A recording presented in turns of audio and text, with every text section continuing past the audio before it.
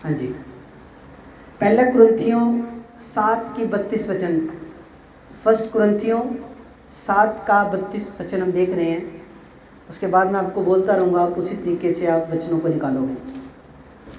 पहला कुरिन्थियों 7 की 32, यहाँ पे लिखा, अतः मैं यह चाहता हूँ कि तुम्हें चिंता ना हो। यहाँ पे क्या लिखा? अतः मैं चाहता हूँ कि तुम्हें चिंता ना हो। परमेश्वर का दास क्या कह रहा है कि तुम्हें चिंता नहीं होनी चाहिए किसी भी चीज़ की। हाँ जी, चिंता नहीं करनी हमने। अगर आप चिंता करने वाले व्यक्ति हो या आप छोटी छोटी बातों की चिंता करते हो तो आपका परमेश्वर पे विश्वास अभी उस लेवल का नहीं है जिस लेवल का होना चाहिए। परमेश्वर ये नहीं चाहता कि हम चिंता करें। जो लोग परमेश्वर पे विश्वास करते हैं उन्हें चिंता में नहीं रहना है और उन्हें कभी भी चिंताएं नहीं करनी है। प्रभु के कलाम में लिखा है कि तुम अपनी सारी चिंताओं को मुझ पे डाल दो। तो हमने हमारी सारी चिंताओं को प्रभु पे डालनी है।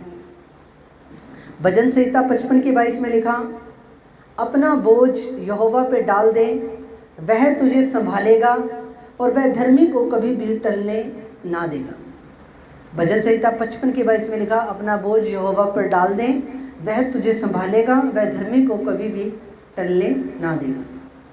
बाइबल क्या कहती है कि तुम अपना बोझ किस पे डाल दो? परमेश्वर पे डाल दो, प्रभु यीशु मसीह पे डाल दो, यहोवा परमेश्वर पे डाल दो।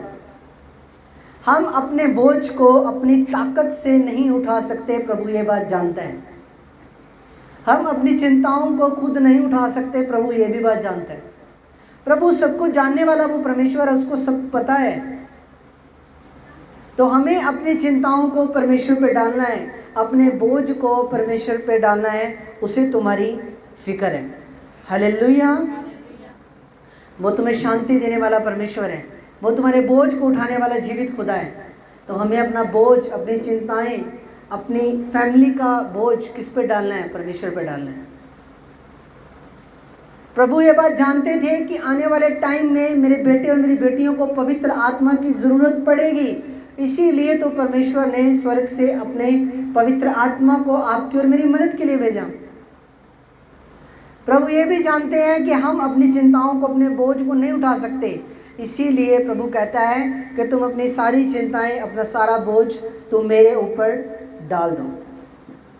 आज आपको हो सकता है आपको अपनी ज़रूरतों के लिए चिंता हो।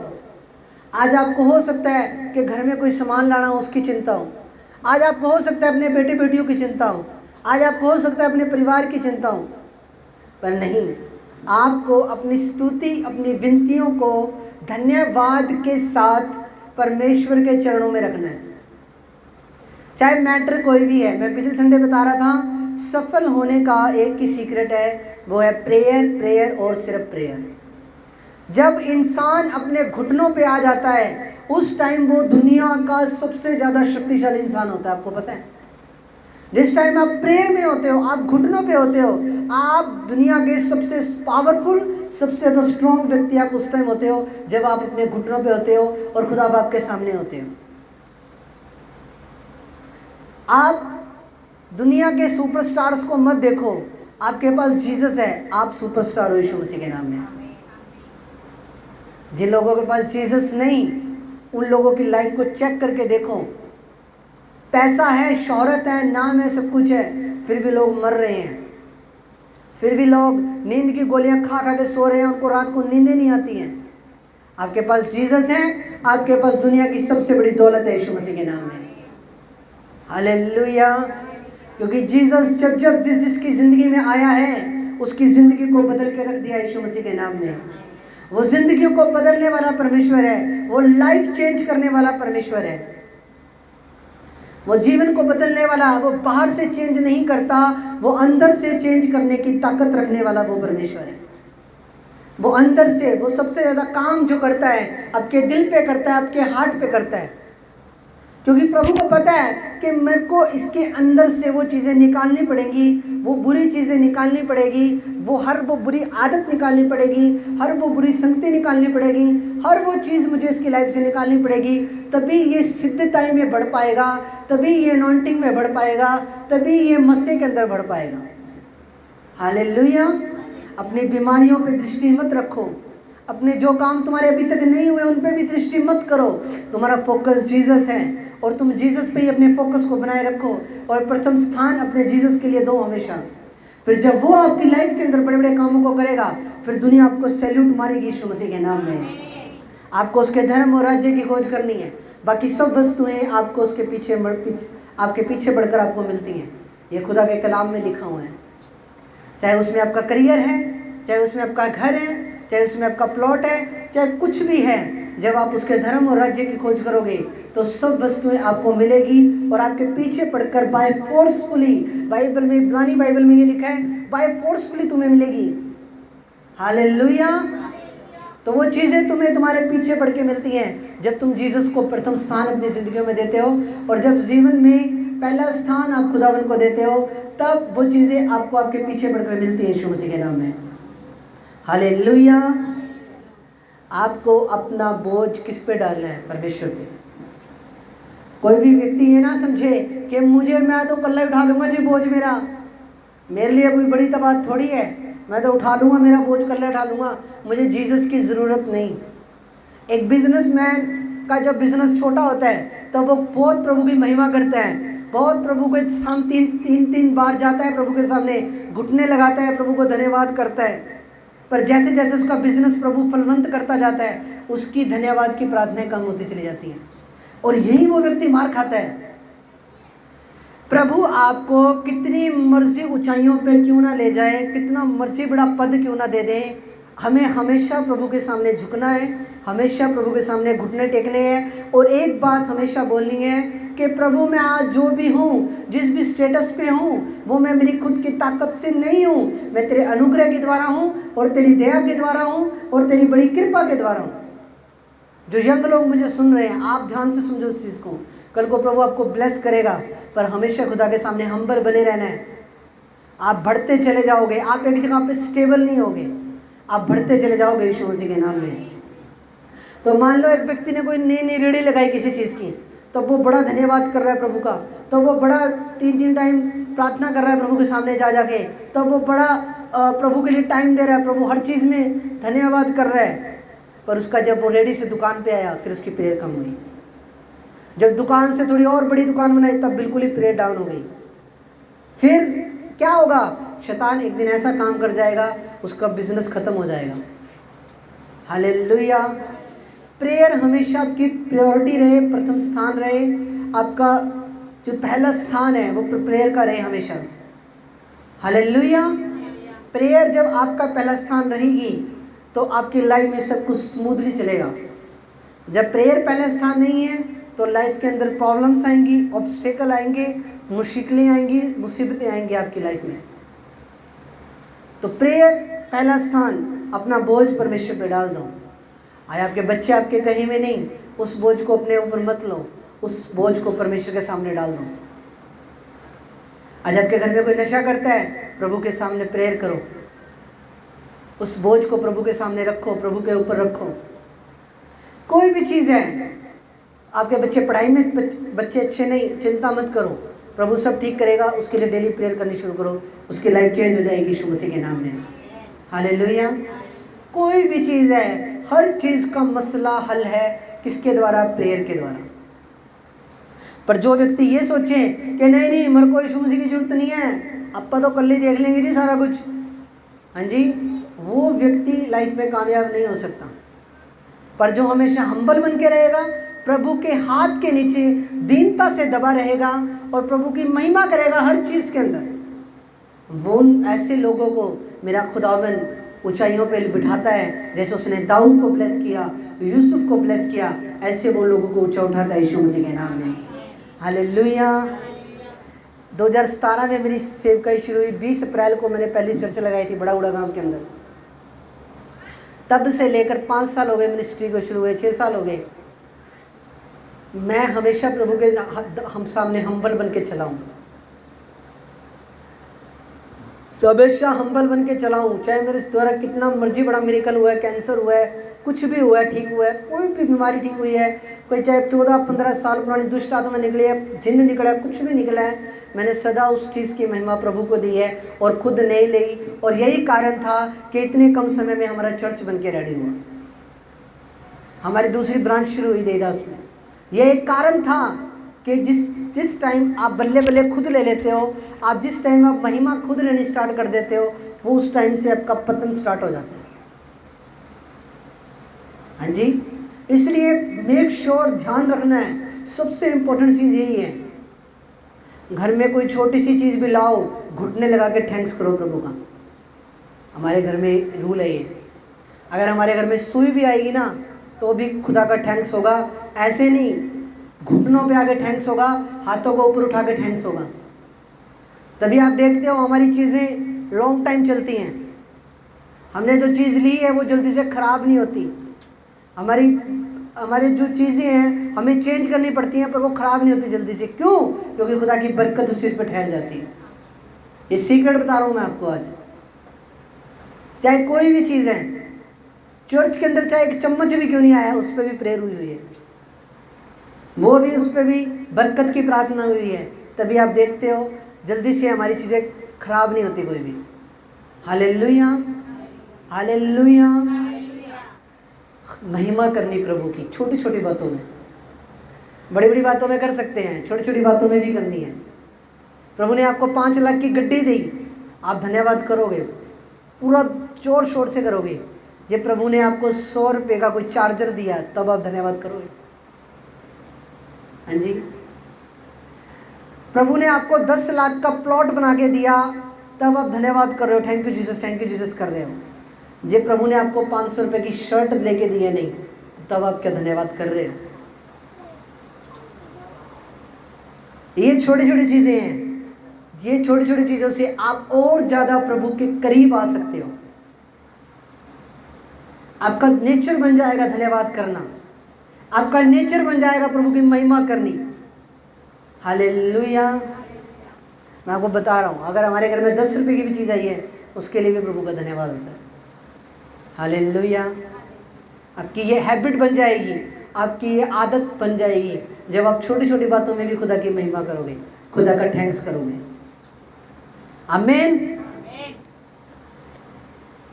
एक चीज़ हमेशा याद रखना, जो परमेश्वर हमें जीवन देता है और अनंत काल का जीवन देता है, वो हमारी संसारिक ज़रूरतों को भी पूरा करेगा, वो हमारी आवश्यकताओं को भी पूरा करेगा। आपके बच्चों के लिए मेरी प्रोफेसी है, वो ऊंचे ऊंचे पदों पे जाएं यीशु मसीह के नाम में। हालेलुया। जो परमेश्वर हमें जीवन देता है, वो प्रेमी पिता, वो महान परमेश्वर जो हमें अनंत काल का जीवन देता है, वो हमें हमारी ज़रूरतों को भी पूरा करेगा। ये बात डायरी में लिख लेना जाके घर पे। वो हमारी आवश्यकताओं को भी पूरा करना जानता है। उसको पता है कि इनके ड्रम के अंदर कितने दिन का आटा बचा, उसको पता है। शायद आपको नहीं पता होगा, पर उसको पता है, प्रभु को पता है। वो जानता है कल की सब्जी क्या, कल की सब्जी कौन सी बनानी, वो पहले इंतज़ाम करके रखता है। मैं बोल रहा हूँ, जो अनंत जीवन दे सकता है, वो संसारिक ज़रूरतों को भी पूरा करने की ताकत रखता है। Hallelujah, hallelujah. वो हमारी देखभाल करना जानता है, हमें उस पर भरोसा करना है, हमें उसको समझना है और उस पर भरोसा करना है। हालेलुया। हम एक वचन देखेंगे, मत्ती की पुस्तक 6 अध्याय, उसका 31 से 32 वचन देखेंगे। हालेलुया। 31 से 32 में लिखा, इसलिए तुम चिंता करके यह न कहना कि हम क्या खाएंगे या क्या पिएंगे या क्या पहनेंगे, क्योंकि अन्य जाति इन सब वस्तुओं की खोज में रहती हैं, पर तुम्हारा स्वर्गीय पिता जानता है कि तुम्हें इन सब वस्तुओं की आवश्यकता है। अब यहाँ पे क्या लिखा हुआ है, इसलिए तुम चिंता मत करना और ये मत कहना कि हम क्या खाएंगे, हम क्या पहनेंगे, हम क्या पिएंगे। अन्य जाति लोग इस चीज़ों की खोज में रहते हैं। हमारा परमेश्वर यहोवा यिरे है, वो मुहैया करने वाला परमेश्वर है, वो मुहैया करने वाला परमेश्वर है। खुदा का वचन कह रहा है कि तुम इन चीज़ों की चिंता मत करना कि कल हमारे घर में रोटी क्या बनेगी, कल हमारे घर में सब्जी क्या बनेगी, कल हम चावल खाएंगे कि हम सब्जी खाएंगे, हैं? नो, तुम इन चीज़ों की चिंता नहीं करनी। ये चिंता तो अन्य जाति लोग करेंगे। तुम्हारे भंडार ऑलरेडी और पहले से एडवांस में भरे रहेंगे यीशु मसीह के सामर्थ्य नाम में। हालेलुया, समझ रहे हो? तुम्हारे भंडार ऑलरेडी पहले ही भरे रहेंगे, तुम्हें चिंता करने की जरूरत नहीं है। हाय मर गए, खप गए, क्या खाएंगे, क्या पिएंगे, नहीं। खुदा का कलाम कह रहा है कि जिस खुदा पे तुम विश्वास करते हो वो इंतजामी खुदा है और वो इंतजाम करने वाला परमेश्वर यीशु मसीह के नाम में। अन्य जाति लोग इन चीज़ों की चिंता करें, हमें इन चीज़ों की चिंता करने की ज़रूरत नहीं। आप उत्तम खाओगे, उत्तम पहनोगे, उत्तम पियोगे यीशु मसीह के सामर्थ्य नाम में। हालेलुया। वो ऐसी चीज़ों की टेंशन तो वो लोग करें जिनके पास परमेश्वर नहीं है। हमारे पास तो इतना बड़ा और विशाल परमेश्वर है, हमें इन चीज़ों की चिंता करने की ज़रूरत नहीं। इन चीज़ों की चिंता तो वो करें जिनकी ज़िंदगी में खुदावन नहीं है। हमारी ज़िंदगी में खुदावन है, हमारी ज़िंदगी में परमेश्वर है और हमें इस चीज़ पे मान है और हमें इस चीज़ पे फ़ख्र है यीशु मसीह के नाम में। Hallelujah, hallelujah. हमें बस खुदा पे विश्वास रखना है और अपने विश्वास को बना के रखना है। हालेलुया। 33 और 34 वचन में लिखा, इसलिए पहले तुम परमेश्वर के राज्य और उसके धर्म की खोज करो तो ये सब वस्तुएं भी तुम्हें मिल जाएगी। अतः कल की चिंता न करो क्योंकि कल का दिन अपनी चिंता आप ही कर लेगा। आज के लिए आज का दुखी बहुत है। अब यहाँ पे खुदा का कलाम क्या कह रहा है कि तुम कल की चिंता मत करो। कल किसने देखा है? कल की चिंता कल पे छोड़ दो, आज के लिए आज का दुखी बहुत है। हाँ जी, चिंता नहीं करनी, चिंता नहीं करनी। तुम्हारा जीवन परमेश्वर के हाथ में है, ये चीज़ हमेशा याद रखना। जिस दिन तुमने अपना समर्पण कर दिया था उस दिन से तुम्हारा सारा जीवन, तुम्हारा कंट्रोल खुदावन ने अपने हाथ में ले लिया था। अब तुम्हें चिंता करने की ज़रूरत नहीं, तुम्हें एक चीज़ करने की ज़रूरत है, वो है धन्यवाद और प्रार्थना। बस यही करते रहो। और थैंक्स गिविंग के अंदर इतनी ताकत है, जब एक व्यक्ति थैंक्स गिविंग को करता है तो 5000 और 2 रोटी 2 मछलियों से परमेश्वर ने 5000 लोगों को खाना खिला दिया था। ये थैंक्स गिविंग की पावर है। जब आप थैंक्स गिविंग करोगे छोटी छोटी बातों के अंदर तो घर में बरकतें खुल जाएंगी, घर में मसा आ जाएगा परमेश्वर का, घर में सारी अनॉइंटिंग हो जाएगी यीशु मसीह के नाम में। हालेलुया। तुम्हें प्रभु के राज्य और धर्म की खोज करनी है। प्रभु के राज्य और धर्म की खोज कैसे करोगे? प्रभु के राज्य और धर्म की खोज करनी है तुम्हें दूसरे लोगों तक खुदा का सुसमाचार लेके जाना है, तुम्हें दूसरे लोगों को खुदा के बारे में बताना है। ये तुम्हारी आत्मिक सेवा है और ये हर व्यक्ति की सेवा है, चाहे वो पास्टर है चाहे विश्वासी है। हर व्यक्ति की ये एक आत्मिक सेवा है कि वो लोग क्या करेंगे, वो लोग प्रभु की सुसमाचार को लेके जाएंगे दूसरे लोगों तक, ताकि वो लोग भी बचें।